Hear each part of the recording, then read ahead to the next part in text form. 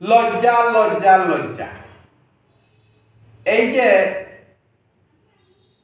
শেখ হাসিনার বিরুদ্ধে যে এই যুদ্ধে যে ছাত্র সমাজ বা যুব সমাজ যারা আহত হয়েছে, নিহত হয়েছে, আহতরা মেডিকেল থেকে, পঙ্গু হাসপাতাল থেকে বের হয়ে তাহারা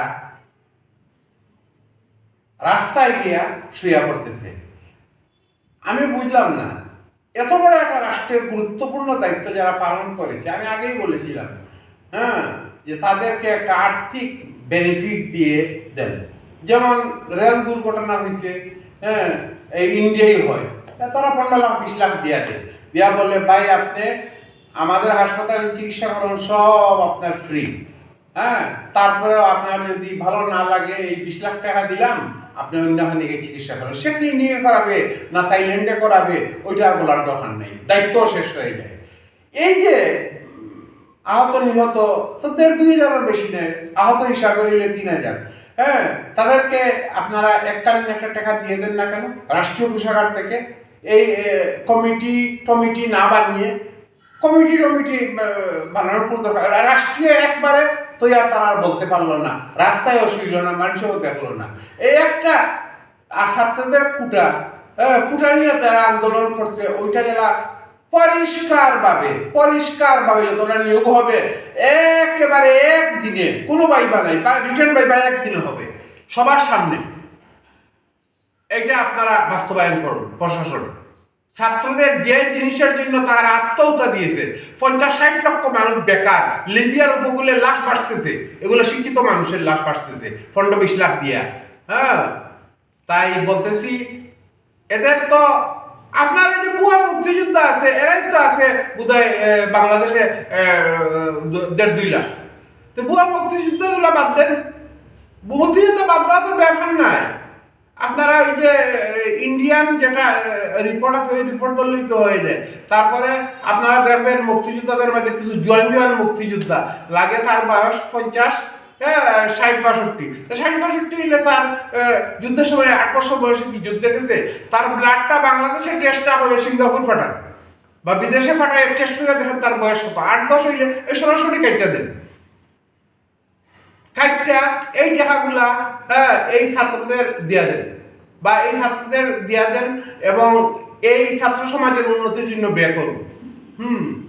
আমরা কত বড় আশা করছি একটা নোবেল লিটারেট বসছে, সে অন্তপক্ষে বেকার সমস্যাটা যে মেইন সমস্যার সমাধান করবে। এখন দেখা যাইতেছি যারা এই আহত নিহত হয়েছে, আর সার্জিস আলম শেখকে বলে টেকা খাইছে, বিভিন্ন জায়গায় মনে হয় খাইছে, তাদেরকেও একটা অনুদান দেন। যারা ছিল এদেরকে 4-5 কোটি দিয়ে দেন, দিয়ে বলেন যে তাদেরকে অনুরোধ করে যে আপনারা দল করেন বা যে কিছু করেন, পারলে চালাবে, না হইলে অন্যান্য জ্ঞানী আরো মানুষ তাদের বদলে 2-3 জন দিয়ে দেন, দিয়ে মেইন সমস্যা দূর করেন। কারণ আজ 6 মাস হয়ে গেল, যারা মায়ের খাইছে এরা খাইল না, বুঝলাম না, রাষ্ট্রীয় কোষাগার থেকে দিয়ে দেন। বা ওই যে বড় বড় এই যে সুরেরা বাক্সে একটা ইমার্জেন্সি একটা আইন করে এদের সম্পত্তি লিলাম করে এদের একটা ব্যবস্থা নেন, মানুষের এই বেড বুট না বাড়াইয়া। আমি এর আগেও বারবার বলেছি, এইটা নিয়ম হলো এককালীন একটা, আপনি যা পারেন 1 কোটি পারেন, 50 লাখ পারেন, 20 লাখ পারেন, আপনি দিয়ে দিলেন, যে আপনাকে দিয়ে দিলাম, আর বাদ বাকি অনেকে কেউ সাহায্য করলে কোনো সংগঠন থাকলে আপনারা তা পাবেন। তো সে বুঝলো বাবা আমি একটা টাকা পেয়ে গেছি, সে আর রাস্তায় নামবে না, চিল্লেই পেলে। এটা তো লজ্জার ব্যাপার হয়ে গেছে এখন আমাদের কাছে। তাদের তো এই যে সার্জিস এদেরকে গালাগালি না করে তাদেরকে তো উপাধি দেওয়া উচিত, বীর শ্রেষ্ঠ, বীর প্রতীক, এরকম বঙ্গ প্রতীক, বঙ্গ বীর উত্তম, এরকম পদক দেওয়ার দরকার। আর ওটা স্বাধীনতা দিয়া তাদের কিছু টাকা দিয়া তারা বলেন যে আপনারা পড়ার যান। আর এমনভাবে আইন করুন ছাত্রদের প্রধান দাবি যেন তাদের যে নিয়োগে, তাদের ভর্তি, তাদের সব কিছুতে যেন কোনো বেইমানি না হয়। এর জন্য ছাত্ররা কি এখানে নির্বাচনের জন্য রক্ত দিছে? তারা দেখতেছে তারা বেকার, 60% আওয়ামী লীগের হয়ে যায়, 40% টেলিফোনে যায়, 20% টেলিফোন যায়, 20% ঘুষে যায়।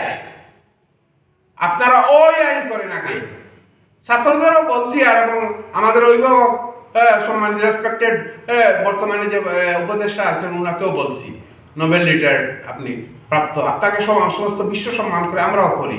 হ্যাঁ, নির্বাচন তো দিবেন, কিন্তু সংস্কার করেন। আর তো বিচার বিভাগ যেগুলো আছে এগুলা এমনভাবে আইন করেন, বা সবাইকে নিয়ে বসেন না, অসুবিধা কি, সবাইকে নিয়ে বসে একটা আইন করেন। কেউ তো জামাত বিএনপি সবাইকে ডাকেন নিয়ে যে আপনারা কি সংস্কার করবেন, কোনটা দরকার।